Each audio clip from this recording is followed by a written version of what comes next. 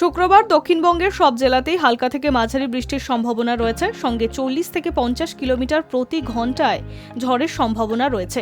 হুগলি, পূর্ব ও পশ্চিম মেদিনীপুর, ঝাড়গ্রামে ঘন্টায় 50 থেকে 60 কিলোমিটার গতিবেগে ঝোড়ো হাওয়া বইতে পারে।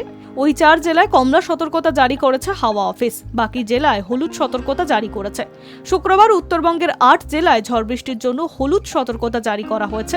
হাওয়া অফিস জানিয়েছে 27 মে অর্থাৎ আগামী মঙ্গলবার বঙ্গোপসাগরের নিম্নচাপ অঞ্চলে তৈরির সম্ভাবনা রয়েছে। তার পরের 2 দিন তা স্পষ্ট নিম্নচাপ অঞ্চলে পরিণত হতে পারে। এর ফলে সারা সপ্তাহ জুড়ে ঝড় বৃষ্টি চলবে রাজ্যে। উপকূলবর্তী জেলাগুলিতে ভারী বৃষ্টির সম্ভাবনা রয়েছে, তবে এই নিম্নচাপ ঘূর্ণিঝড়ে পরিণত হওয়ার সম্ভাবনা এমনটাই বলছে আবহাওয়াবিদরা। অন্যদিকে আরব সাগরের ওপরে নিম্নচাপ ক্রমশ ঘনীভূত হচ্ছে। এই নিম্নচাপ উত্তরমুখী হয়ে গভীর নিম্নচাপ এবং পরে আরও শক্তিশালী হওয়ার সম্ভাবনা রয়েছে। আগামী সপ্তাহে ঝড় বৃষ্টির সম্ভাবনা রয়েছে দক্ষিণবঙ্গের উপকূল এলাকায়। কলকাতায় আংশিক মেঘলা থাকবে, বেলা বাড়লে পুরোপুরি মেঘলা আকাশের সম্ভাবনা। রাতের তাপমাত্রা অনেকটাই বাড়বে, সকাল থেকেই গরম ও জলীয় বাষ্পজনিত অস্বস্তি থাকবে। বিকাল বা রাতে বজ্রবিদ্যুৎ সহ হালকা থেকে মাঝারি বৃষ্টির সম্ভাবনা রয়েছে।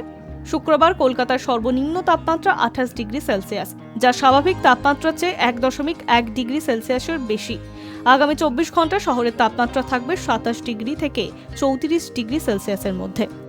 High news network.